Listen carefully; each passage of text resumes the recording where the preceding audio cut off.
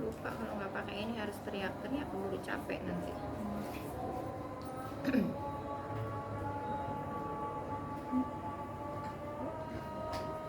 Iya, sudah jawab ajan yang pertama kali terdengar. Kita mulai aja.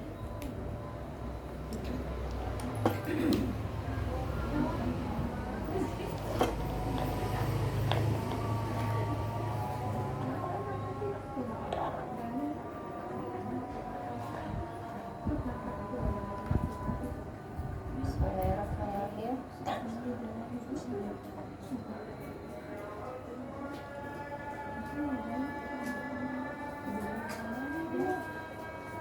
Bismillahirrahmanirrahim. Innal hamdalillah nahmaduhu wa nasta'inuhu wa nastaghfiruhu wa na'udzu billahi min shururi anfusina wa min sayyiati a'malina. May yahdihillahu fala mudilla lahu wa may yudlilhu fala hadiya lahu. Asyhadu an la ilaha illallah wa asyhadu anna Muhammadan abduhu wa rasuluh la nabiyya ba'da. Allahumma shalli ala Muhammad wa ala ali Muhammad. Allahumma inna nas'aluka ilman nafi'ah wa rizqan thayyibah wa amalan mutaqabbala. Rabbi shrah li sadri wa yassir li amri wa hlul 'uqdatam min lisani yafqahu qawli. Amma ba'd. Bismillahirrahmanirrahim. Assalamualaikum warahmatullahi wabarakatuh. Waalaikumsalam. Alhamdulillah hamdan katsiran thayyiban mubarakan fi. Alhamdulillah Allah izinkan hari ini kita berkumpul bersama emak-emak di sini. Masya Allah, emak-emak yang udah semangat bersama-sama bertaklim untuk bisa menjadi emak yang bisa memanfaatkan power yang diberikan oleh Allah untuk membersamai anak-anaknya menjadi anak yang Allah mau.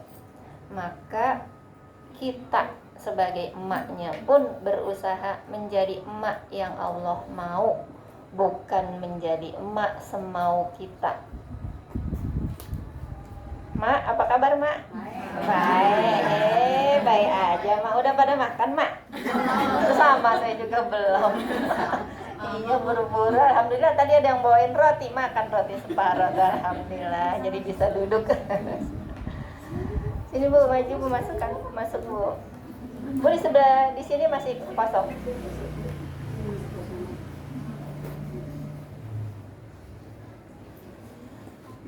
Ternyata judul itu bisa menarik perhatian ya Bu ya. Kasih the power of emak-emak. Wah, merasa emak-emak jadi wes aku nih katanya. Ini gua banget katanya. Ayo buruan emak-emak yang merasa emak-emak datang. Masya Allah. Jadi yang hari ini datang insya Allah memang semuanya sudah emak-emak. Tapi memang kajian kita sih memang dikhususkan ya kepada ibu-ibu kebanyakan ya. Tapi alhamdulillah ibu-ibu yang pada haus untuk memperbaiki diri, insya Allah sama-sama kita saling belajar, sama-sama kita berusaha menjadi hamba yang Allah mau, sehingga nanti Allah turunkan ridhonya kepada kita sebagai emak, sebagai ibu. Kita itu Masya Allah ya, sebagai ibu diberikan kekuatan oleh Allah dalam diri kita, maka Allah titipkan rahim, rohamim. Sifat kasih sayang itu ada di diri kita. Beda Bu, kalau bapak-bapak dengan kasih sayangnya ibu-ibu tuh beda. Makalah cuma perempuan yang dikasih rahim. Orang yang laki-laki ngaku perempuan walaupun operasi, dia kagak punya rahim. Kasihan deh. Nah ya, alhamdulillah ya mahal-mahal ya operasi ya tetap nggak punya rahim. Jadi tetap saja beda rasanya, beda feelingnya dengan segala kekuasaan yang Allah dari kekuasaan Allah yang diberikan kepada kita berupa rahim. Dan di dalam rahim itu Allah sempatkan titipkan amanah yang Bu, Masya Allah ya Bu, dari adanya di dalam rahim aja kadang ya Bu ada sebagian ibu-ibu yang harus banyak beradaptasi dengan makhluk asing yang ada di dirinya. Siapa Bu yang waktu hamil maboknya mabok banget Bu? Wah, Masya Allah, minta ampun tapi anaknya nambah. Itu namanya minta nambah, bukan minta ampun. Waduh, Masya Allah ya. Padahal mah ya, nyium bau nasi dibuka dari Magicom aja udah pengen muntah. Ngelihat bapaknya, enak ya. Ada yang begitu katanya. Kalau belum mandi nggak mau dideketin, ada yang begitu Bu. Masya Allah ya tuh Bu. Itu luar biasa istimewanya emak-emak Bu. Tapi nggak ada Bu yang namanya nyesel. Tetap aja yang dielus-elus ya Bu perutnya, Masya Allah ya. Yang keluar adanya adalah doa. Sabar ya Dek, sabar. Nggak bisa makan triwulan pertama, tetap aja kita usahain makan, kita usahain memberikan yang terbaik. Maka Bu, dulu mah saya belum dapat ilmunya. Jadi kalau ngerasain mabok atau apa tuh masih ada sedih. Enak banget, dia yang bikin, gue yang enak, gue yang mual. Masih begitu ya, Masya Allah. Walaupun nggak disampaikan Bu, tapi dalam hatinya begitu. Oh begini nih rasanya ya, yang harus migrain setiap hari. Jadi 9 bulan saya ngerasain migrain, dan itu nggak bisa diobatin macam-macam kan, khawatir ya. Jadi paling aman Panadol. Yang kalau sudah usia kehamilan 5 bulan saya jadi sering budek. Lucu Bu. Jadi kalau lagi ngomong begini, langsung ketutup kupingnya satu tuh Bu. Jadi budek, rasanya aneh kan ya kalau budek. Dan itu tiga-tiganya anak begitu. Tapi sampai punya anak 3 kan buktinya, Masya Allah. Jadi dinikmati aja. Padahal ya Bu ya, itu kan Allah yang izinkan menitipkan anak ke dalam rahim kita. Dulu mah belum ngerti caranya ngobrol sama Allah Bu. Seandainya aja ya Bu, Allah izinkan, tapi nggak ada kata terlambat ya Bu. Sekarang Allah izinkan kita belajar nih, kita bisa nanti menularkan kepada anak-anak kita. Kalau ada apa-apa Allah dulu. Karena apa Bu? Kalau di surat Maryam ayat 35 sampai 36. Jadi yang pertama kali ketika kita nih sudah dinyatakan positif sama dokternya, udah ketahuan nih kita cek positif, ternyata insya Allah berarti akan ada jabang bayi yang di dalam rahim kita. Maka yang pertama kali kita lakukan, niatkan anak itu untuk Allah. Jadi ya Rabb, Engkau titipkan janin ini ke dalam rahimku ya Rabb, maka aku niatkan ya Rabb agar anak ini menjadi penerus ibadahku, menjadi penerus sujudku ya Rabb. Maka bantu hamba ya Rabb menjaganya dengan sebaik-baik penjagaan. Bantu hamba ya Rabb, temani hamba ya Rabb untuk bisa membersamainya dengan keadaan terbaik.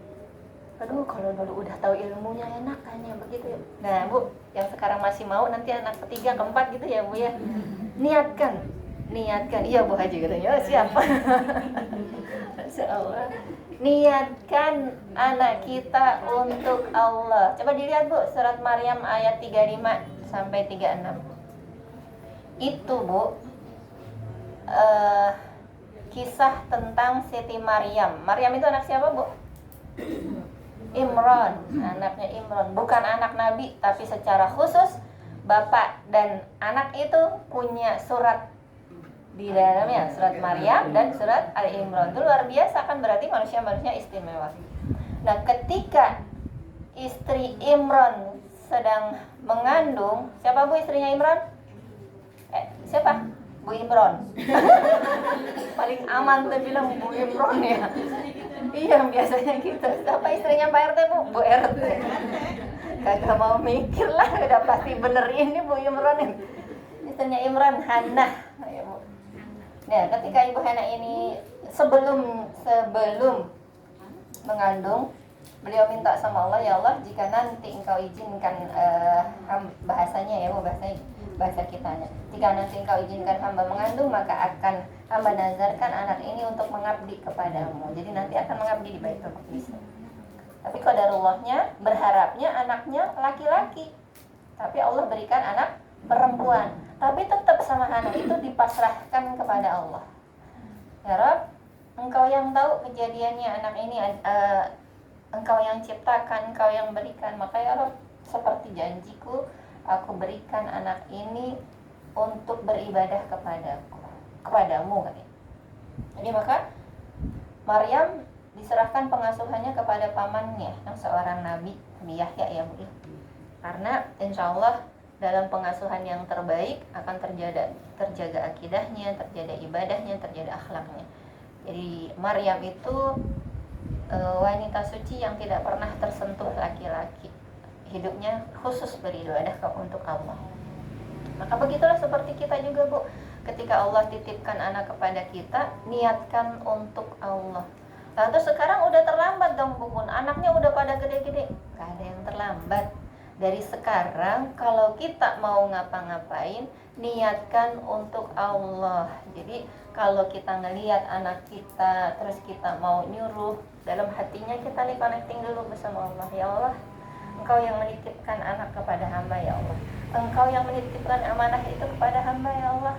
Maka ya Allah, bantu hamba mau bangunin anak nih buat salat subuh, ya Allah. Bantu hamba agar bisa melunakkan hatinya. Ya Latif, ya Latif, melembutkan hatinya, melembutkan perangainya. Jadi semuanya untuk Allah. Jadi jangan kita melulu, Bu, yang di apa istilahnya? Kita mikirnya bahwa semuanya adalah ikhtiar dari kita, bisanya kita. Anak bisa bangun, anak bisa rajin sholat ke masjid itu gara-gara emaknya rajin bangunin, gara-gara bapaknya rajin ngajak. Sejatinya mah enggak, Bu. Seusaha sekeras apapun, kalau Allah belum ridho, ya Bu, susah nanti ngebangunin anak, susah. Maka jangan salahin anaknya. Sekarang mah banyak ngaku salah emaknya. Karena apa, Bu? Ridho Allah itu akan turun kalau kita sudah ridho dengan takdirnya Allah. Anak itu takdir bukan sih, Bu? Takdir. Seperti apapun, bagaimanapun, itu anak itu adalah takdir. Maka dari kemarin-kemarin kita belajar, jangan salah tempat istighfarnya. Mulai sekarang nggak ada yang namanya istighfar pakai nada tinggi. Kalau istighfar nada tinggi berarti kita menolak takdir Allah. Istighfar mah buat hati kita. Jadi nggak ada ya, Bu, yang namanya bangunin anak istighfar tapi nadanya tinggi. Astagfirullahaladzim deh, dari 4:30 mama bangunin sampai 5:30 nggak bangun-bangun terus aja. Saya barusan dapat ini, Bu, dapat TikTok kan yang begini, tulisannya kayak gini. Bu, kenapa sih Ibu kalau ngebangunin sholat subuh ngajak tawuran? Anaknya ngomong kayak gitu, ngajak tawuran. Tadinya pakai tangan, terus pakai bantal, kan jadi kayak tawuran terus-terusan begitu.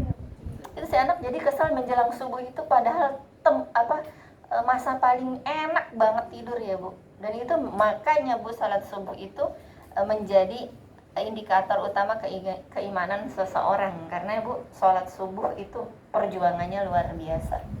Maka alhamdulillah bagi yang bisa bangun sebelum subuh ya, Bu, ya. Itu istimewa sekali.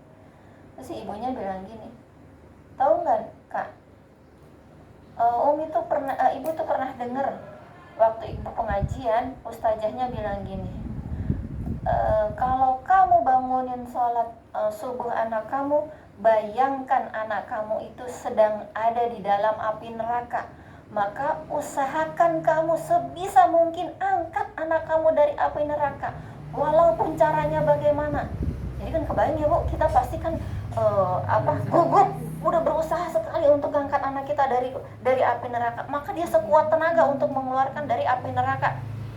Tapi kalau caranya begitu, jangan-jangan nanti ibunya juga bisa masuk neraka, karena seringkali melukai batin anaknya. Karena seringnya ibu kalau ngebangunin, kalau ngasih tahu anaknya, bukan cuma gerakan, tapi ini mulutnya juga ikut banyak ngomel. Padahal ya, Bu, kita udah belajar di surat Qaf ayat berapa, Bu? 16-18 ya. Allah itu dekat, sedekat urat nadi di leher. Dan Allah mengetahui apa yang kita pikirkan, apa yang kita rasakan dalam hati, apa yang engkau ucapkan, ada malaikat yang siap mencatat. Bisa jadi selama ini kita banyak catatan dosanya di malaikat itu, karena kita kebanyakan ngomelin anak. Padahal anak mah ketika dilahirkan sudah ada perjanjian, sebelum dilahirkan sudah ada perjanjian sama Allah. Allah tanya, apakah engkau yakin bahwa aku Rabbmu? Syahidna ya Rabbi. Iya benar, saya bersaksi bahwa engkau adalah Rabbku ya Rabb. Maka tugas kita sebagai orang tuanya, terutama sebagai emaknya, untuk menjaga akidah anak kita sampai nanti kembali kepada Rabbnya dalam keadaan dia bersaksi bahwa hanya Allah Tuhannya. Tuh, kita bersamai anak kita dengan hal-hal yang ingin anak kita contoh dari kita. Maka hati-hati ya Mak, kalau bicara, kalau ngomel, hati-hati. Jeda dulu, ingat saya sedang memberi contoh anak saya. Besok anak saya jangan sampai mencontoh yang tidak baik dari saya. Bu, lagian mah Bu ya, anak mau gimana, pasangan mau gimana, itu mah di luar kontrol kita. Tapi kalau kita sudah memperbaiki diri, sudah memperbaiki hati, sudah menerima takdir apapun yang Allah beri ke kita, maka insya Allah Allah akan ridho sama kita. Kalau Allah udah ridho sama kita, nanti Allah yang ngatur. Nanti Allah yang akan membolak-balikan hati anak kita. Jadi nggak perlu pakai istighfar nada tinggi. Maka wujud kita menerima takdir yang terbaik, yang terakhir apa Bu? Syukur ya. Maka kalau ada apa-apa, makanya apa? Alhamdulillah. Nggak ada kan Bu selama ini alhamdulillah pakai nada tinggi? Nggak ada. Ya, kecuali kalau dapat rezeki nomplok, ya alhamdulillah. Itu bukan nada tinggi, tapi suaranya doang dikencengin ya. Tapi beda dengan istighfar yang bernada tinggi. Maka kalau ada apa-apa alhamdulillah. Bangunin, coba Bu sekali-kali bangunin pakai alhamdulillah. Pakai cium, pakai elus. Alhamdulillah ya Allah, anak saya masih hidup. Coba Bu, ketika mau dibangunin anak kita udah nggak bernyawa, gimana Bu sedihnya kita? Maka kalau ada apa-apa, alhamdulillah. Alhamdulillah, walaupun dibanguninnya agak susah, tapi lihat anak kita, pandangi anak kita, ya Allah. Alhamdulillah sudah Engkau izinkan aku membersamai sampai belasan tahun dalam keadaan anakku sempurna, nggak ada cacat, dalam keadaan anakku mendengar, melihat semua dengan keadaan engkau berikan kesempurnaan dalam keadaan ia sehat-sehat saja. Rabu, sekarang belajar mau ngapa-ngapain ke anak, alhamdulillah. Ingat banyak nikmatnya, banyak bersyukurnya dengan kondisi anak kita yang sebagaimanapun. Karena anak kita amanah dari Allah, titipan. Sekarang Bu, kalau misalnya nih Bu, saya punya tasnya punya saya titip ke Mbak Susi. Itu tas Bu harganya 18 juta. Insya Allah banyak amat ya. Saya mah mendingan duitnya yang 18 juta daripada tasnya. Tas mah nggak apa-apa, cukup beli di Malabar nggak apa-apa. Itu tas yang disayang-sayang Bu, saya titipin ke Mbak Susi. Sama Mbak Susi ditaruhnya sembarangan. Nggak sengaja bukan nggak sengaja, karena ditaruh di sembarangan akhirnya kelindes motor, terus robek. Kira-kira yang punya jadi marah nggak Bu? Jangan bilang, kalau bukan mah kayaknya nggak marah. Jangan bilang gitu, tetap aja 18 juta mah nyesek ya. Itu cuma tas yang 18 juta. Tasnya mah anteng aja Bu, nggak marah-marah, nggak juga loncat-loncat, tasnya habis rusak gitu. Dia diam aja. Sekarang coba kalau bayangkan yang dititipkan adalah makhluk bernyawa, makhluk yang Allah titipkan dalam keadaan fitrah tadinya Bu. Kemudian sama kita seringnya diomelin, sama kita seringnya dibanding-bandingin sama anak orang lain. Tuh lihat tuh, si Reno mah nggak usah dioprek-oprek, udah jalan ke masjid langsung. Kamu mah susah banget sih, terus dibandingin. Nanti Bu kalau anaknya bandingin, tapi dia mamahnya baik. Coba mamah kayak gitu, hanya sakit hati ya. Iya, padahal bisa jadi anak juga sakit hati. Kalau anak saya dulu bilang Bu, aku paling nggak suka dibanding-bandingin. Dari situ saya nggak pernah memberikan contoh dengan anak lain. Memberikan contohnya bahwa anak kita lebih baik dari kita. Iya, alhamdulillah Mbak, dulu mah ibu belum belum yang namanya kepikiran SMA itu untuk sholat tahajud. Tuh ya, bandinginya dengan diri kita yang dulu. Ibu ngerasa nggak sih anak kita itu lebih baik sekarang dibandingkan waktu kita seumur mereka? Jauh kan? Jauh lebih baik. Maka jangan kita berikan kesan bahwa kita itu sok tahu, bahwa kita itu merasa lebih tahu yang terbaik buat anak kita. Bandinginya dengan kita. Apapun itu bandinginya dengan kita. Jangan ngebandingin gini, dulu mama ya kalau nggak mau bangun sama Eyang itu disiram air. Ya karena emaknya kebluk kali dulu ya. Kalau anak sekarang mah Bu, ya Masya Allah Bu. Anak laki-laki umur 10 tahun udah rajin ke masjid, sudah punya hafalan, pelajaran sekolah juga lebih susah dari zaman kita ya. Maka kalau anak-anak umur 10 tahun, 11 tahun sholatnya masih harus tetap kita ingetin, alhamdulillah. Balik ke kita dulu, kita kayak gimana? Mak, dulu Mak kayak gimana Mak? Umur 14 tahun. 14 tahun masih pakai rok pendek, ya kan ya? Saya masih pakai rok pendek. Anak kita sekarang kemana-mana sudah pakai jilbab. Maka banyak bersyukurnya. Jangan lihat pencapaian anak lain. Bisa jadi anak lain dulu ibunya lebih solehah dari kita. Maka yang kita lihat itu diri kita dulu. Kalau mau punya anak solehah, punya anak soleh, emaknya dulu yang soleh. Emaknya dulu yang solehah. Bapaknya mah udah soleh tuh, Bapak Unah tuh. Suaminya Pak Unah itu Pak soleh. Iya, dari lahir dia mah beruntung udah dipanggil soleh. Iya, anak-anaknya juga anak soleh itu katanya. Iya, anaknya Pak Soleh. Ya udah. Maka itu PR tuh ya. Salam buat Pak Soleh, bilang, Pak Soleh harus jadi orang soleh beneran. Namanya udah jadi doa itu, gitu ya. Masya Allah, ya.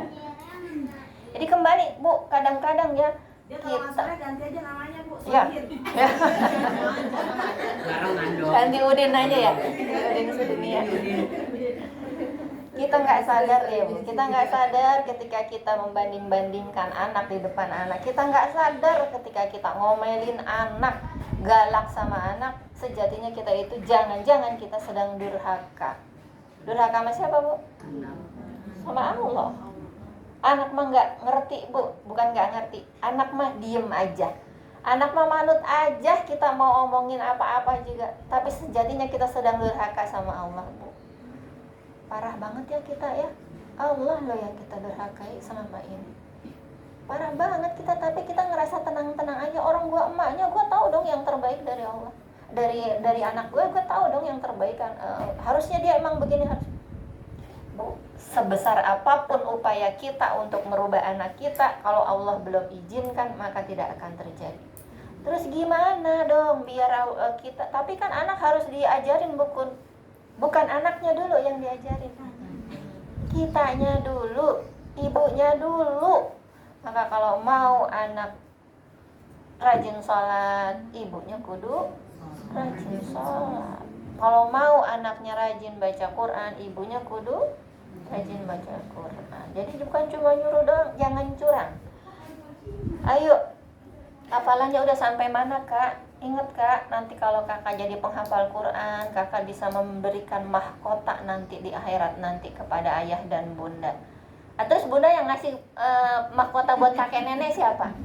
Kan kalau digituin ya, enak aja. Aku aja suruh kasih mahkota, bunda ngapalinnya aja lagu-lagu dangdut, bukannya Al-Quran. Bisa jadi seperti itu kan Bu.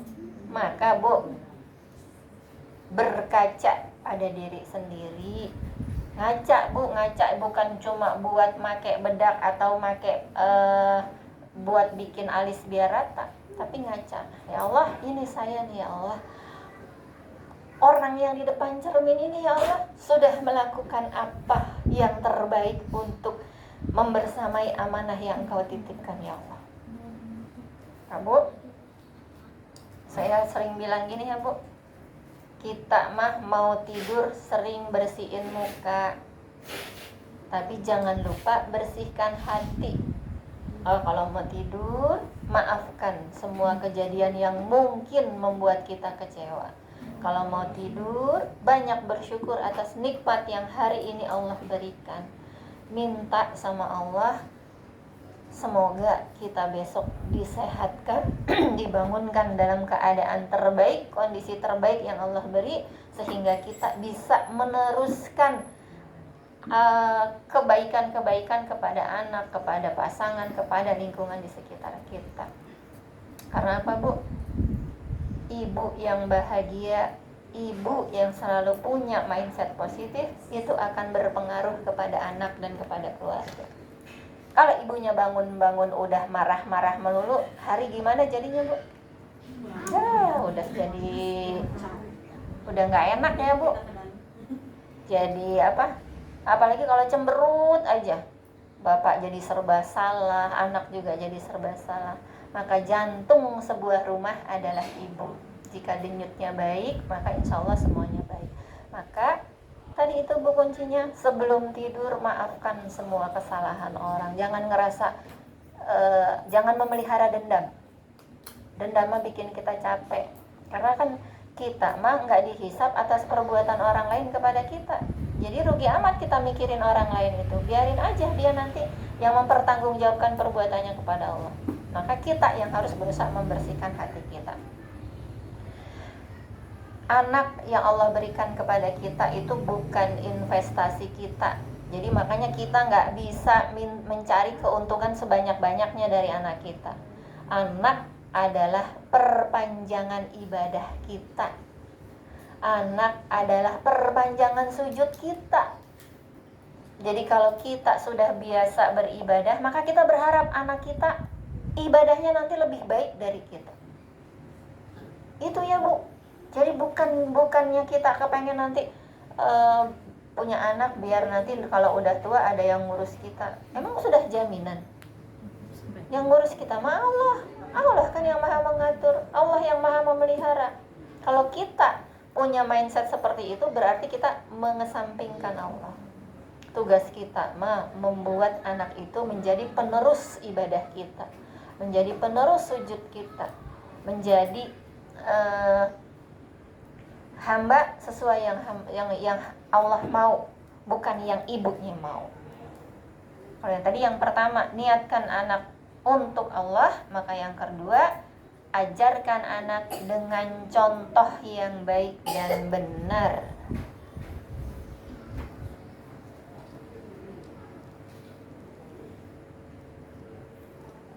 Kan anak mah lebih banyak bersama dengan ibunya. Maka kekuatan yang kita punya, power yang kita punya, semoga bisa menjadikan anak kita anak yang apa ya, Bu? Kita makan harapannya, doanya ya, Bu, anak kita menjadi anak yang soleh dan solehah. Maka contohnya dulu dari kita. Contoh ibadah jasadnya yang bisa kelihatan ya, yang bisa dilihat oleh anak itu perbanyak di rumah ketika anak-anak sedang bersama kita.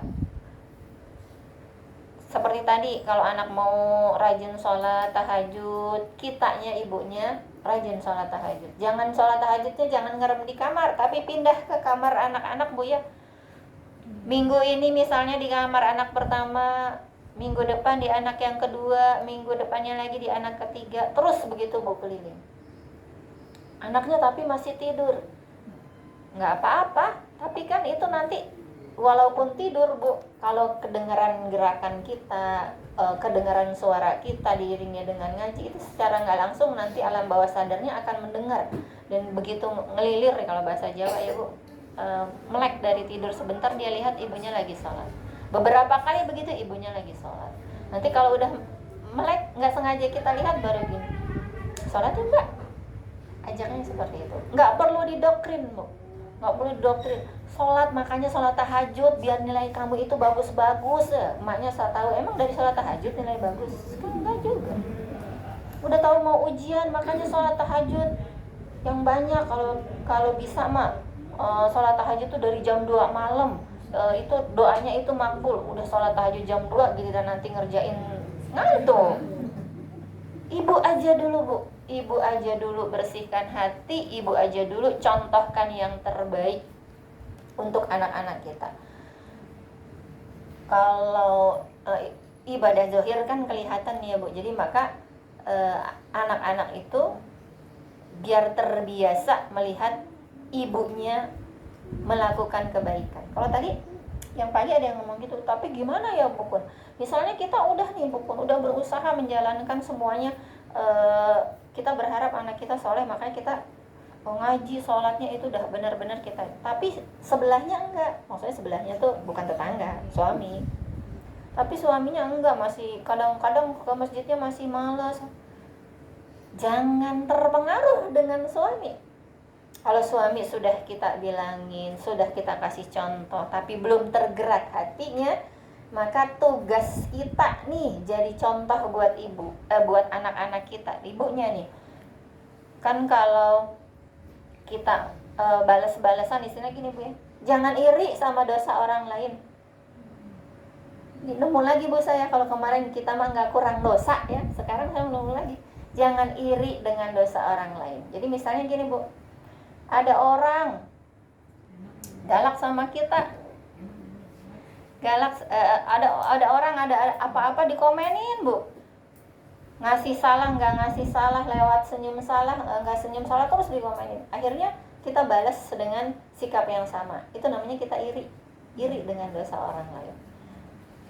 Ngapain kita iri? Nggak usah pakai iri aja, kita udah banyak dosa kan. Makanya kalau diperlakukan apa sama dengan pasangan juga kayak gitu Bu. Pasangan yang mungkin sering membohongi kita, kemudian pasangan yang susah sekali diajak untuk berbuat baik, yang belum juga dikasih hidayah untuk sering ke masjid, maka jangan iri. Kita jadi iri, dia mah jadi bapaknya malah gitu, kenapa gue juga yang harus ngurusin anak-anak? Kan masing-masing ya Bu, amal mah masing-masing. Maka ketika kita bisa dan diberikan kesempatan oleh Allah untuk mengajarkan kebaikan kepada anak-anak, lakukan itu aja. Jadi fokusnya ke diri kita, bukan ke lingkungan yang lain. Kalau nanti atas izin Allah suami kita melihat anak-anak kita soleh dan solehah, nanti atas izin Allah tergerak hatinya untuk berubah, itu mah bonus dari Allah ya. Tugas kita membersamai anak kita untuk menjadi emak yang dirindukan keberadaannya. Kalau ada mama nih enak nih di rumah, sholat sholatnya bareng-bareng terus, ntar ngajinya murojaah sama mama. Jadi yang diingat adalah kebaikan-kebaikan kita kepada anak-anak kita. Kemudian yang kedua, mendidik hati. Enggak, ini yang tadi kan dari ajarkan anak dengan contoh. Ibadah itu kan ada dua ya, mendidik jasad dan mendidik hati. Yang tadi jasad itu contoh jasad. Jadi yang kedua, jadi A dan B-nya, 2A dan B. Mendidik hati. Ini juga yang kita sedang pelajari ya Bu.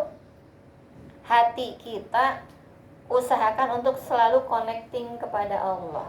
Jadi maka apa-apa mulai sekarang kepada anak-anak, praktekin Allahus Samadnya, Allah tempat bergantungnya, bukan apa-apa karena ibu atau bapaknya memfasilitasi. Jadi jangan sampai anak punya anggapan bahwa semua kebutuhannya terpenuhi karena ibu dan bapaknya, tapi semua karena izin Allah. Jadi kalau misalnya laptop rusak, mau minta beliin tuh si anak, Bu, laptopnya rusak nih Bu, beliin lagi dong, kan aku lagi banyak tugas. Biasanya gimana Bu, emak mah? Kok udah rusak lagi aja? Itu mahal tau. Emang beli nggak pakai uang? Nabung. Nanti kalau udah ngumpul baru dibeliin sama mama, ntar tinggal ditambahin. Nyerocos aja Bu. Padahal mah tinggal bilang aja Bu. Minta sama Allah, berdoa sama Allah. Allah tahu waktu yang terbaik dan kapan nanti kakak bisa dapat laptop. Kalau Allah berikan rezeki bisa lewat ibu, lewat ayah, atau bisa juga lewat kakak. Minta sama Allah. Kalau udah gitu kan, walaupun mungkin kita nggak ada bayangan gini Bu, nanti belinya pakai apa ya Bu. Tapi kan Allah mah punya rahasia yang kita nggak tahu. Allah maha baik, Allah maha mengatur segala kejadian dengan sempurna. Maka anak pun diajarin seperti itu. Sama ketika anak mau ujian sekolah, mau ngadepin sidang, mau ngadepin apa, sama Bu. Bukan kita yang ngatur kepada anak untuk bisa melakukan itu karena ikhtiar anak, tapi itu semua atas pertolongan Allah. Besok aku mau sidang tapi aku belum nguasain materi, tapi mana dosennya, kayaknya ini mah aku dapat dosennya yang killer juga nggak sampai membunuh, cuma namanya doang killer kan ya. Maka minta sama Allah agar Allah melembutkan hati dosennya. Jadi bukan gini, siapa coba ada nomor telepon dosennya nggak, nanti kita ini kita datang ke rumahnya, kita kasih parcel buah, kita kirimin apa-apa. Ikhtiar kita lagi. Waalaikumsalam. Sama seperti ini Bu, kita seringkali memberikan sayang kepada anak kita, sayang yang kebablasan Bu. Anak-anak kita Maya Bu, seumur anak SMP, anak SD itu secara akademis, secara pergaulan dan teknologi mereka lebih pinter dari kita ya. Tapi secara mandiri gimana Bu? Kurang ya, dibandingin kita ya, zaman kita dulu. Kita mah Bu dulu yang namanya ada tugas sekolah dari zaman SD itu Bu. Orang tua tahu nggak Bu? Enggak ya. Naik sepeda nyari bambu sendiri ke perapatan kantor tuh, saya Bu keliling-keliling naik sepeda karena ada tugas PMR-nya sama teman-teman janjian, mana belum ada telepon. Jadi kan harus nyamperin ya. Sekarang anak sekarang sudah dimanjakan dengan fasilitas dan dengan emaknya. Nah ini nih Bu, the power of emak-emak yang kebablasan. Emaknya ada di grup kelas Bu, beli bambu di mana? Oh ada nih dekat rumah gue. Gue nitip ya 4 sekalian buat anak gue. Ntar di sekolahan ketemu, nanti gue bawa. Anaknya ngapain Bu? Terima beres. Maka jangan salahkan anak ketika laporannya udah mau tidur. Banyak yang begitu ya Bu. Mah, besok disuruh bawa kertas HPS sama kertas warna-warni. Ya udah malam. Karena si anak mah tahu Bu, emak bisa, pasti bisa emak. Ya, pokoknya emak mah udah bisa menyelesaikan segala masalah, ya kan? Pernah tinggal di grup anak gue nih ya, malam-malam, gue beli 2 nih, gue 2 satu ya. Nah, anak mah tahu Bu, emaknya punya power. Tapi itu jadinya Bu, anak tidak mandiri. Nah kalau saya mah Bu, biarin aja dia terlambat, resikonya dia ngerjain yang nggak bisa atau apa, itu resikonya dia. Harusnya ngerjainnya dari kapan, karena tahu deadline-nya seperti apa. Sampai pernah suatu ketika saking saya nggak pernah ngebantuin tugas ya Bu, jadi disuruh bikin, kalau kita mah bilangnya apa sih yang gambar-gambar terus disatuin, nah disuruh bikin clipping tuh Bu. Anak bontot saya mah luar biasa Bu, suruh bikin clipping tentang apa gitu ya, tentang IPA Bu, udah terus. Nah dia ketinggalan, pinjam telepon satpamnya, Bu, Kakak lupa hari ini ternyata harus dibawa itu clippingnya. Kakak udah simpen di tempat tidur, di laci tempat tidur sebelah kanan. Dia ingat tapi Kakak lupa. Bu tolong anterin ya. Kalau itu kan dia udah usaha ya Bu, tinggal saya anterin Bu. Di jalan sambil saya lihat-lihat Bu, tahu nggak Bu, di belakangnya dipasang foto dia di depan gawang. Itu padahal clipping IPA. Jadi saking saya nggak pernah tahunya, dia inisiatif sendiri. Maka sambil ketawa saya serahin ke gurunya, Ibu maaf ya Bu, aduh itu anak mah memang kebanyakan gaya. Emang kenapa Bun? Itu nanti Ibu akan terkejut dan akan tersenyum melihatnya. Bener pas dia lihat, ya Allah Masya Allah Bunda, ini anak pede amat. Dan dia cuma satu-satunya dia yang ada fotonya di situ. Dia ngeprint sendiri, dia ngetik sendiri. Jadi nggak pernah Bu. Karena apa? Kita nggak pernah bisa 24 jam mendampingi anak kita. Biarkan anak kita merasakan kesulitan. Karena kita nggak pernah tahu, bisa jadi anak kita nanti lulus SMA, kita sudah dipanggil Allah, kita sudah lulus dari dunia. Kan nggak mungkin kita setiap malam Jumat ngedatengin anak kita meriksa PR, nggak mungkin kan? Maka jangan jadi emak yang powernya itu salah tempat. Jangan juga nanti ngerasa gini, aku mah kalau udah ada mama mah tenang, pasti semuanya beres. Itu namanya kita nggak ngajarin. Kudu selain punya power, kita juga punya prinsip harus tega, tapi biar anak kita mandiri. Bukan juga gini Bu, tapi kasihan.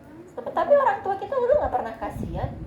Iya kan, nggak pernah kasihan ke orang tua kita. Sampai orang tua dulu mah nggak ngerti yang namanya daftar sekolah kemana-kemana. Kita daftar sendiri. Sekarang gimana Bu? Iya, jam 5 subuh udah ngantri di sekolahan. Tapi kalau kita nggak ikut-ikutan nanti kebelakangan ya Bu ya. Tuh Masya Allah sistemnya itu Bu, akhirnya begitu Bu. Membuat generasi sekarangnya jadi generasi strawberry katanya ya. Bagus kelihatannya di luar. Anak-anak sekarang gitu ya Bu, cantik, glowing, yang cowok juga glowing. Tapi nggak bisa menghadapi masalah sedikit pun. Nggak bisa menghadapi masalah yang menurut kita padahal mah itu biasa aja. Maka berapa banyak anak-anak muda yang baru diputusin pacar aja seolah-olah dunia itu udah mau kiamat. Kayak Ibu, Indonesia harus kuat dari rumah. Yang menguatkannya adalah kita, emaknya, yang punya power nih. Tapi jangan salah tempat powernya. Power kita mah untuk melindungi anak-anak kita dari segala hal yang negatif. Biar nanti kalau keluar, anak-anak kita bisa mewarnai lingkungan, bukan terwarnai, tapi mewarnai.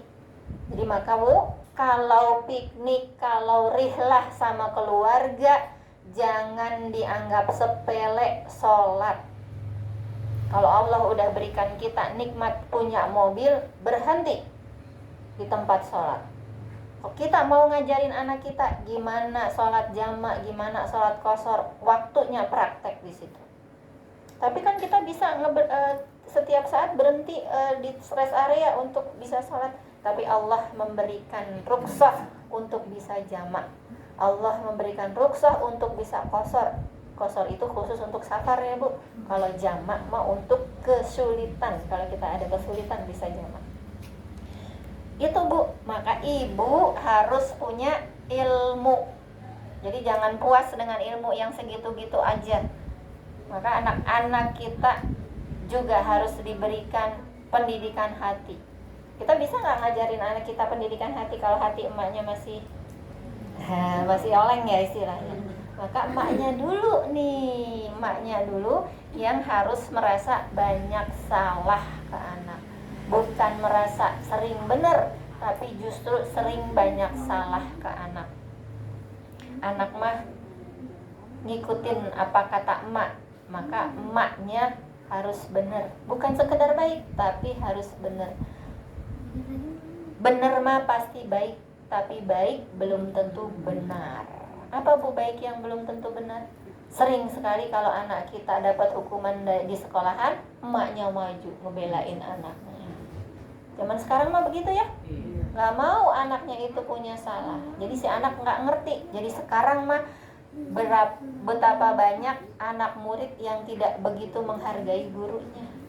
Kalau kita mah ya ketemu di jalan zaman dulu tuh ya, ada Pak Guru, kita ngumpet takut ya. Kalaupun ketahuan buru-buru salin. Sekarang mah sama guru bisa Bu ngeledek-ngeledekin, ngebully. Jadi nggak ada martabatnya. Itu dari apa? Dari kita nih orang tuanya yang nggak menghargai guru, yang nggak mempercayai guru. Padahal guru itu menghukum karena pasti anak kita ada salah. Dan maka jangan kita juga melakukan kesalahan dengan membuat anak bingung. Kata mama ini begini boleh, tapi kata guru nggak boleh. Kalau udah nitipin ke sekolah mah udah pasrahin ke sekolah. Itu insya Allah sekolah tahu. Kemudian yang ketiga, agar kita bisa mendidik anak kita sesuai dengan maunya Allah dan bisa menjadi anak yang soleh dan soleha, jauhkan dari harta atau makanan yang haram. Nah Bu, kita sering kali lihat ya Bu di berita, anak-anak koruptor, anak-anak para pejabat banyak yang bermasalah ya Bu.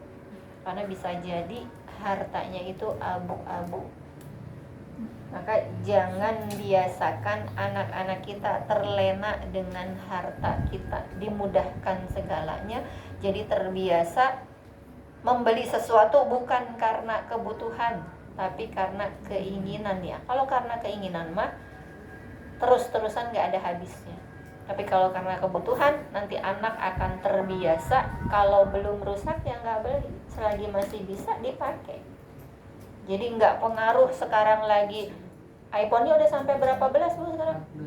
Udah 14 ya? Iya. Mau iPhone-nya udah 14, anak kita masih pakai iPhone 4, kalau belum rusak ya tetap aja dipakai. Anak kita masih pakai Samsung ya tetap aja dipakai karena belum butuh. Maka emaknya juga jangan pakai kekuatannya untuk ngerayu-rayu bapaknya untuk memenuhi kebutuhan anaknya. Kasihan itu Pak, anak-anaknya pakai sepatunya udah mereknya Skechers, kita anaknya mereknya Checkers doang. Kasihan Pak anak kita. Justru jangan. Iya, malah dipanas-panasin ya, kasihan gitu. Kasihan kenapa? Kan prinsipnya apa? Yang penting enggak dosa. Udah itu, mau pakai apa yang penting enggak dosa. Yang penting kan yang utama itu fungsinya.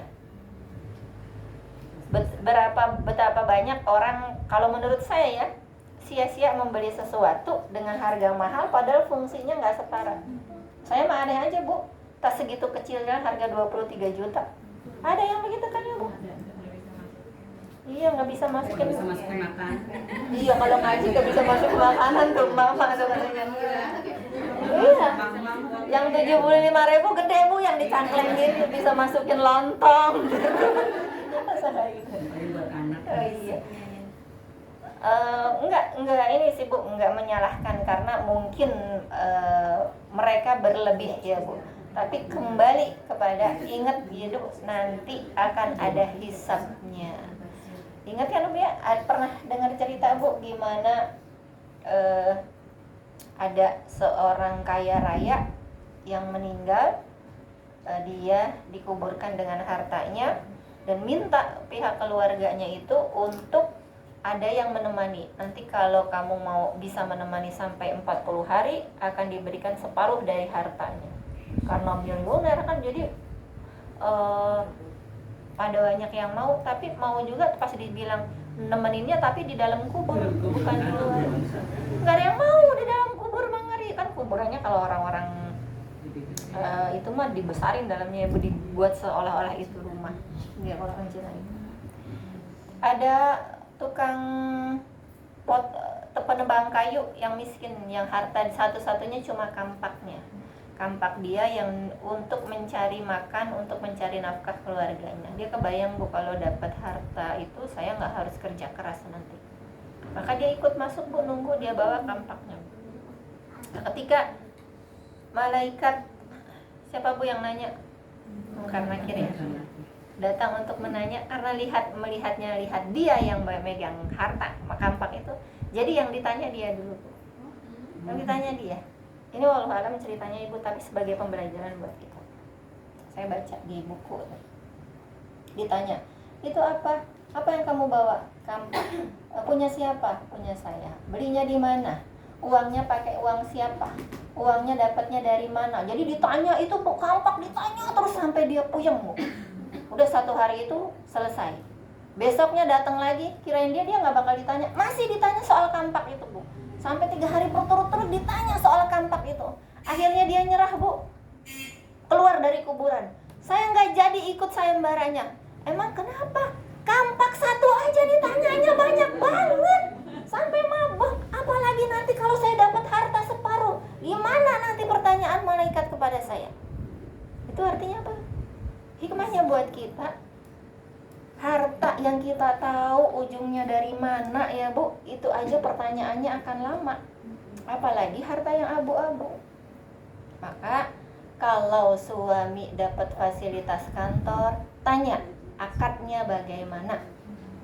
Pak, ini dapat mobil. Mobil itu untuk kegiatan kantor atau untuk apa? Akadnya gimana? Saya selalu begitu Bu, kalau ayahnya dapat mobil, nggak langsung senang dulu. Karena khawatirnya ketika saya pakai ternyata itu akadnya adalah untuk urusan kantor. Kan kalau saya dianterin ke Lipo bukan kantor. Iya kan? Makanya kemarin waktu dapat baru lagi saya tanya itu akadnya gimana? Kalau kemana-mana ibu nggak mau pakai mobil ayah kalau akadnya nggak jelas. Jadi dijelasin sama si ayah bu, karena tahu kalau saya belum sejelas-jelasnya dia nggak akan berhenti tanya.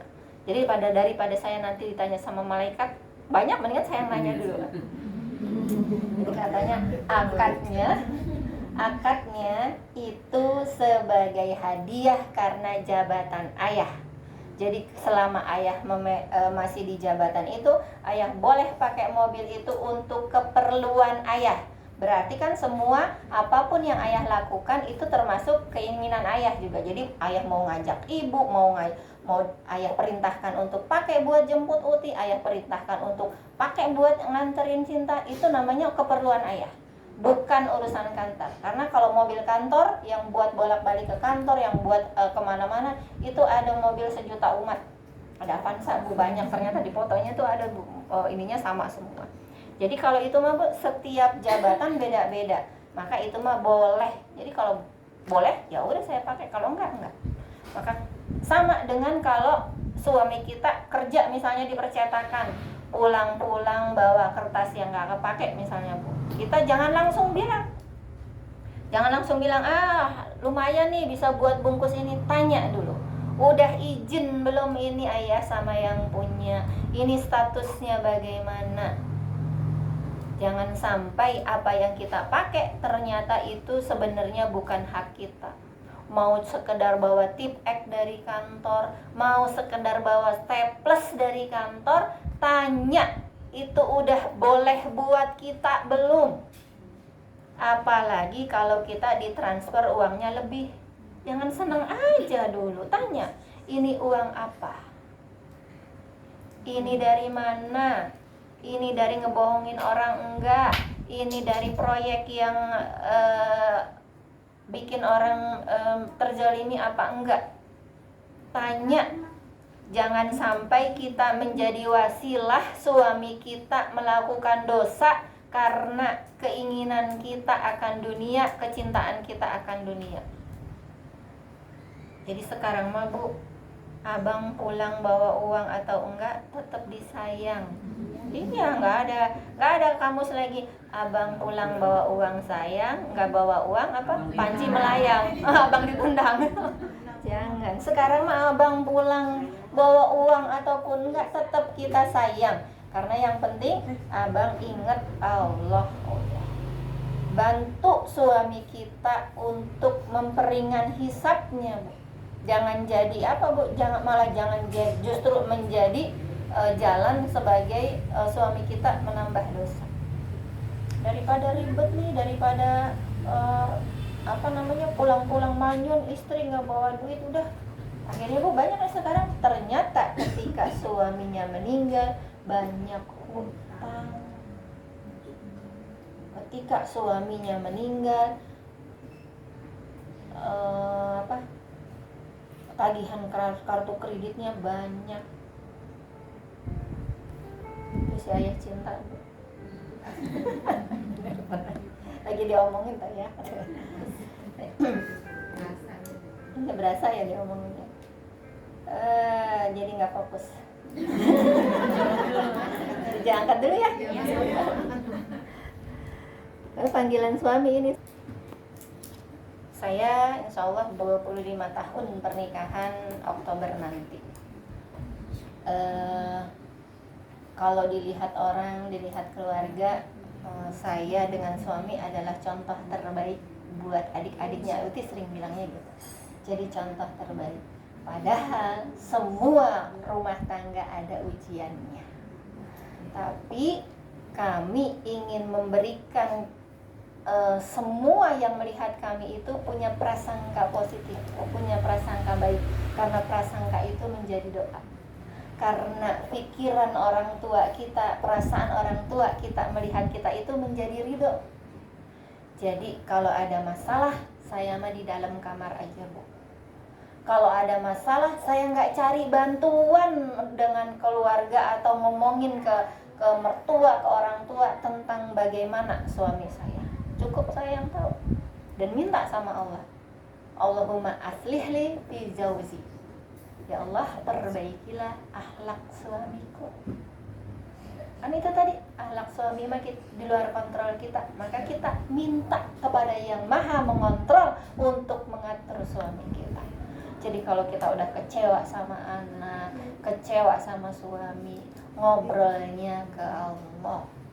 Allahumma aslihli fi jauzi. Ya Allah, perbaikilah suamiku. Yang dihafalin untuk suamiku, Allahumma aslihli fi jauzi.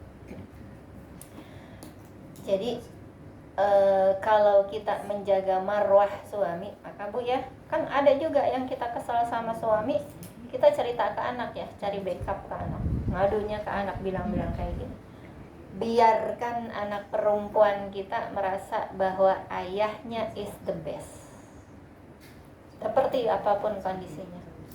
Biarkan orang tua kita, mertua kita merasa bahwa kita baik-baik saja.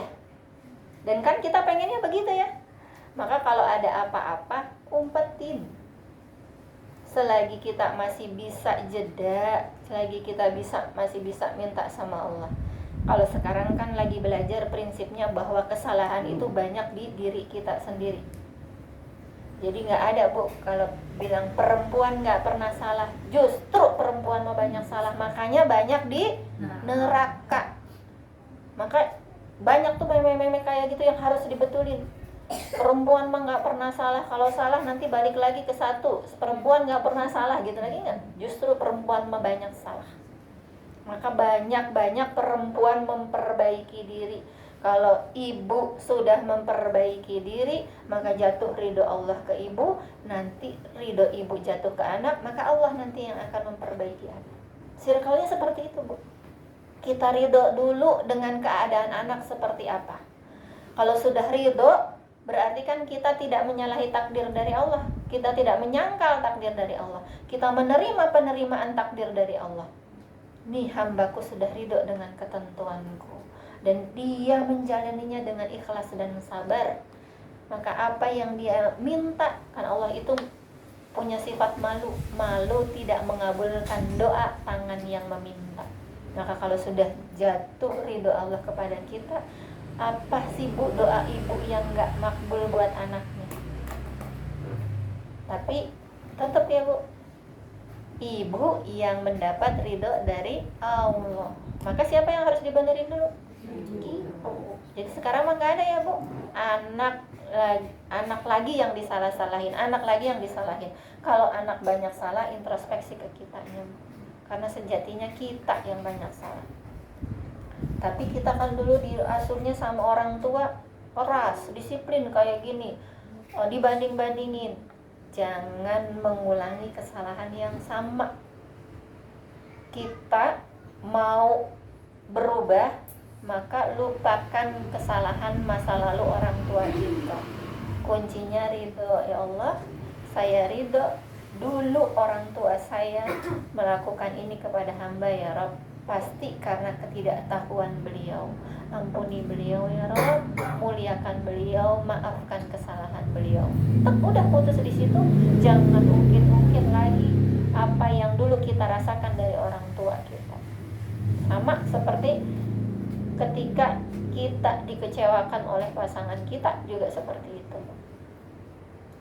Kalau sudah ridho, Allah takdirkan kekecewaan hadir di dalam hati kita, di dalam diri kita, oleh pasangan kita, oleh orang lain, maka minta ampun dan istighfarnya untuk diri kita dulu. Jeda dulu kalau ada apa-apa, jangan ngamuk dulu. Pernikahan sekarang banyak sekali perceraian karena itu. Kalau ada apa-apa, ngamuk dulu, marah dulu, ngerasa paling benar.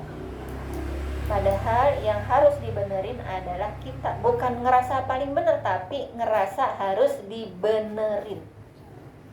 Karena Bu, kalau minta cerai mah bisa jadi Asiyah yang harusnya minta cerai. Karena suaminya Fir'aun. Kan suami kita kan nggak Fir'aun amat. Iya kan, udah nggak Fir'aun bandinginnya jadi sama Fir'aun Bu, nggak Fir'aun amat yang bolak-balik setiap hari bisa ganti berapa kali ganti perempuan. Yang kalau dia nggak senang bisa langsung bunuh orang dengan mudahnya. Suami kita mah memang ujian yang Allah berikan kepada kita, dan kita jangan GR. Bisa jadi suami kita merasa lebih teruji dikasih kita. Bisa jadi ya. Iya, jangan GR kita. Karena kita punya power aja akhirnya suami kita diem. Daripada ribut sama mama, iyain aja. Ya kan, astagfirullahaladzim, ya Allah. Bisa jadi loh Bu, suami kita justru yang merasa banyak ujiannya dapat kita. Bisa jadi, coba tanyain deh. Gak berani ya. Bisa jadi anak kita yang merasa punya banyak ujian dapat ibu kayak kita. Bisa jadi. Jadi tekanan batin kalau ketemu sama ibu udah bawaannya udah diinterogasi. Kalau ketinggalan Tupperware di sekolahan udah kayak apaan, Masya Allah. Ya, balik kalau belum ketemu jangan pulang dulu, Masya Allah. Saya bisa ngomong gini karena dulu saya begitu. Ya Allah, kan belum ada ilmunya ya gitu, jadi kayaknya kesel. Kok bisa lo ketinggalan, kan itu Tupperware udah ada namanya, udah gede. Padahal lupa adalah sifat manusiawi. Ya nggak usah jauh-jauh, kita aja kacamata taruh di sini nyariin kemana-mana. Tuh kan, iya, kacamata di sini, iya pada nempel. Nah iya, padahal itu manusiawi. Maka sekarang mah belajar dari itu, jangan kita merasa yang paling benar. Masalah ketinggalan, masalah terlambat, cek dulu kenapanya. Jangan salahkan dulu orangnya. Bisa jadi yang kita merasa bahwa anak kita itu selalu menguji kita, bisa jadi karena dia pun merasa ibunya jadi ujian Bu. Karena ada Bu yang ibu ngerasa bahwa aku tuh udah gini-gini, tapi ternyata si anak cemburu Bu. Si anak ternyata merasa bahwa ibunya apa-apa adiknya, karena di pikiran ibu kan dia udah gede. Dulu waktu kecil juga begitu, tapi kan waktu kecil dia nggak ingat bahwa pernah diperlakukan yang sama seperti dia memperlakukan adik. Itu kemarin baru cerita curhat ini, ternyata Bu anaknya udah kuliah yang pertama, yang kedua, yang bungsu itu SMA. Nah itu lagi senang-senangnya lomba basket di mana-mana. Jadi setiap menang, setiap itu ibunya ituin status WA-nya adiknya terus. Sampai si kakaknya yang pertama itu curhat sama temennya, kayaknya gua mah belum bisa ngebanggain emak gua deh, nggak pernah dipasang di status. Ya bisa jadi gitu, saya juga pernah gitu. Ntar lihat bentar lagi Aska nongol di status. Suka gitu. Ternyata anak kita itu walaupun usianya udah 20 tahun, dia tetap merasa ingin dianggap sebagai anak. Maka jangan ngerasa kita sudah melakukan yang terbaik untuk anak kita. Tanya, apa yang bisa membuatmu lebih bahagia nak mempunyai ibu seperti ini? Tanya, pengennya gimana? Pengennya jangan banyak marah mah. Siap, bantu mama ya. Kalau udah mau marah ingetin. Ingat mah. Jangan marah maka bagimu surga. Oh iya. Jangan marah maka bagimu surga. Ntar kalau udah diingetin kayak gitu, kitanya jangan denial lagi. Ya gimana mama nggak marah kamunya ya? Mama. Iya pasti gitu. Nah, lucu lagi kalau di TikTok kan gitu kan. Iya, masalah kita mah pinter di teori, prakteknya tetap aja pengennya sesuai dengan keinginan kita ya. Padahal kan udah Allah bilang apa yang Allah mau, bukan yang kita mau. Ada apa? Ada yang jemput kah? Nah, ibu-ibu yang dirahmati Allah, semoga apa yang menjadi ilmu bagi kita sekarang ini, yang tadi kita pelajari itu menjadi penambah apa yang harusnya bisa kita koreksi selama ini. Kalau dipikir-pikir mah banyak sekali kesalahan kita kepada anak-anak dibandingkan anak kepada kita.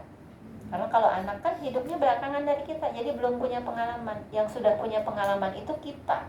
maka kita ngerasa kita paling tahu, padahal ternyata pengalaman kita salah, pengalaman kita yang kita kasih ke anak itu yang belum benar. Maka jangan tinggalkan trauma kepada anak-anak kita. Biar yang diingat oleh anak kita bahwa ketika berbincang dengan ibu, yang ada itu membahagiakan, yang ada itu ngangenin. Ketika curhat sama ibu itu yang ada menenangkan, bukan disalahin. Kita kebanyakan seringnya nyalahin ya bu, kalau curhat mah tadi aku ulangan dapatnya 5, nggak belajar sih kamu, udah langsung gitu aja. Padahal kita ngeliat dia belajar. Kenapa kok bisa dapat 5? Ternyata aku nggak teliti baca soal, berarti besok harus teliti. Udah tinggal gitu aja. Dapat 5 juga nggak dosa bu. Yang dosa kalau mulut kita jahat melukai anak kita. Kok bisa sih dapat 5? Kan udah belajar, udah dibimbelin, percuma, bimbel bayar mahal-mahal tapi dapatnya ini. Bu, anak sakit hati.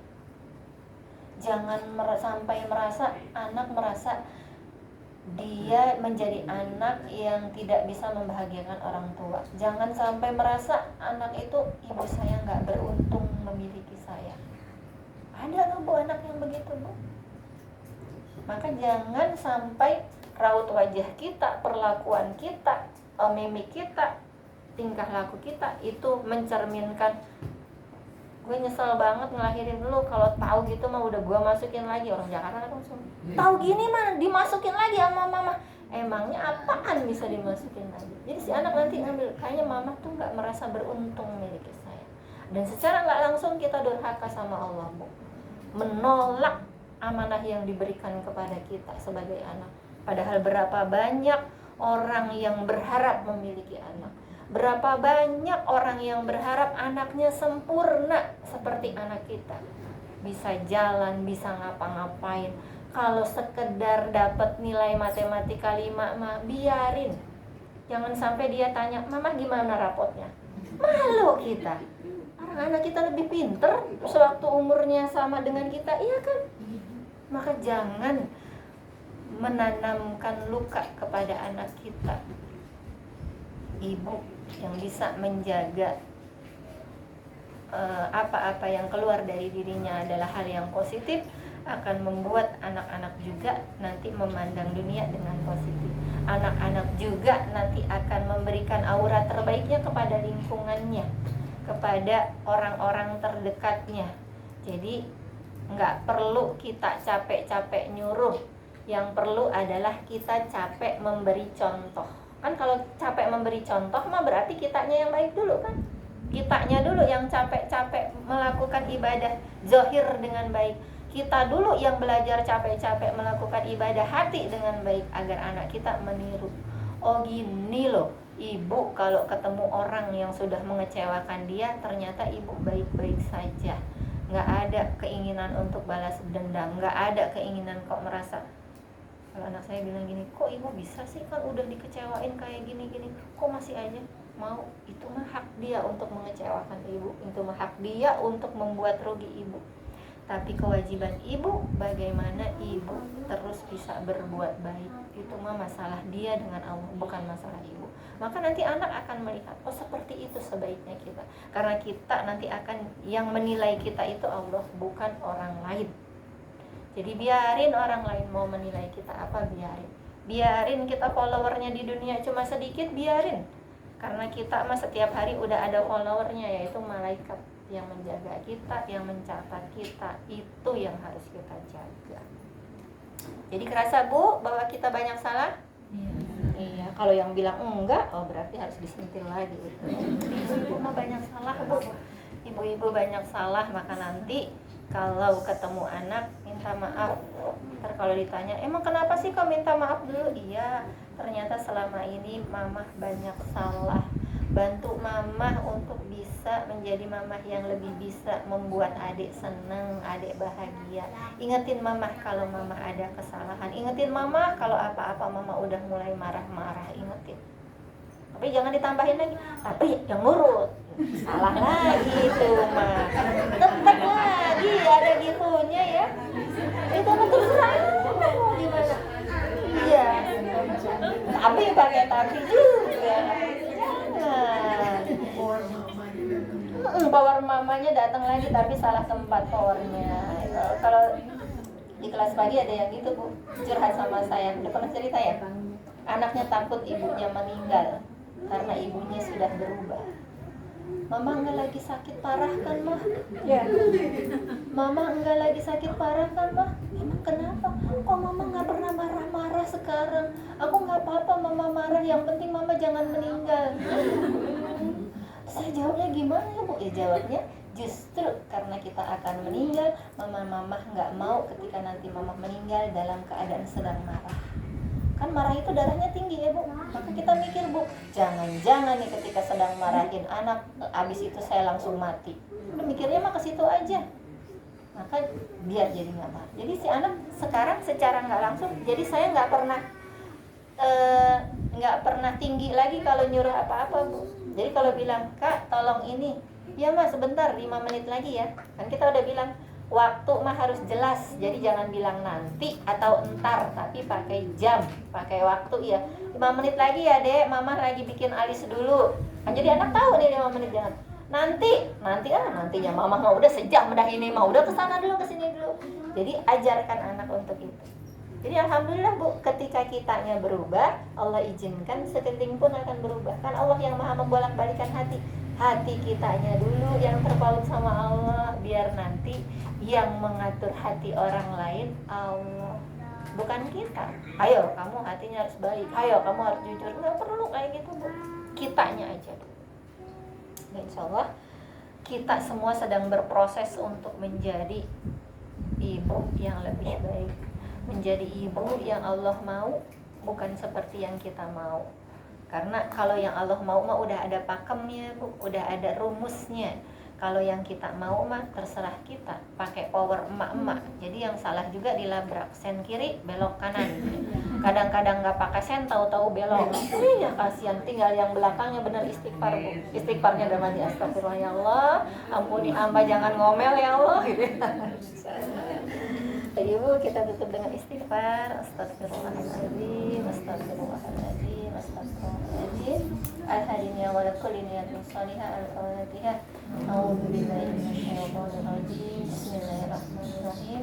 Alhamdulillahirabbil alamin. Arrahmanir rahim. Maliki yaumiddin.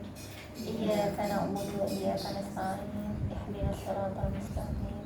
Siratal ladzina an'amta 'alaihim ghairil maghdubi 'alaihim waladdallin.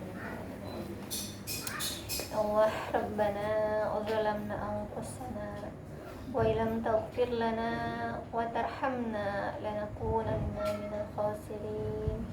Rabbighfirli wa liwalidayya warhamhuma kama rabbayani shaghira. Allahumma inna nastaudiuka auladana fi kulli makanin ghabat anhum uyununa nastaghfiruka wa natubu ilaik. Ya Allah ya Rabb, Engkau yang mampu menjaga keadaan anak-anakku dimanapun berada ya Rabb, di saat penjagaan kami jauh darinya ya Rabb. Ampuni kami ya Rabb, selama ini merasa bahwa kamilah yang paling benar, kamilah yang paling tahu dalam mengurus anak-anak yang Kau amanahkan kepada kami ya Rabb. Padahal tidak jarang lisan ini menyakiti hati mereka ya Rabb. Padahal tidak jarang lisan ini membanding-bandingkan takdir yang Engkau takdirkan kepada kami ya Rabb. Ya Rabb, ampuni kami ya Rabb. Ampuni kami jika selama ini ya Rabb kami belum mampu bersabar dan ridho atas takdir yang Engkau berikan kepada kami ya Rabb. Ya Rabb, temani kami, bimbing kami dalam setiap keadaan untuk membersamai anak-anak kami ya Rabb. Engkau yang mampu membolak-balikan hati mereka ya Rabb. Kumpulkanlah hati mereka dalam kebaikan ya Rabb. Waj'alhum bil birri wal wisal wajma' qulubahum 'alal khair. Jadikanlah hati mereka di atas kebaikan dan kebenaran ya Rabb. Engkau yang maha menjaganya ya Rabb, Engkau yang maha memelihara ya Rabb. Maka ya Rabb, kuatkan kami sebagai ibunya ya Rabb, kuatkan untuk bisa membersamainya dalam doa, dalam cinta, dan dalam ikhtiar kami sebagai hamba-Mu ya Rabb. Ya Rabb, kami hanya berharap ridho-Mu ya Rabb. ridho yang Engkau turunkan kepada kami sebagai ibunya ya Rabb, agar Engkau izinkan juga jatuh ridho kami kepadanya ya Rabb, agar Engkau mudahkan segala langkahnya, agar Engkau mudahkan segala urusannya ya Rabb. Rabbana atina fid dunya hasanah wa fil akhirati hasanah wa qina adzabannar. Ya Allah ya Rabb, terima kasih atas segala kebaikan di dunia yang Engkau berikan kepada kami ya Rabb. Maka ya Rabb, izinkanlah kebaikan itu membawa kami untuk merasakan kebaikan di akhirat kelak ya Rabb.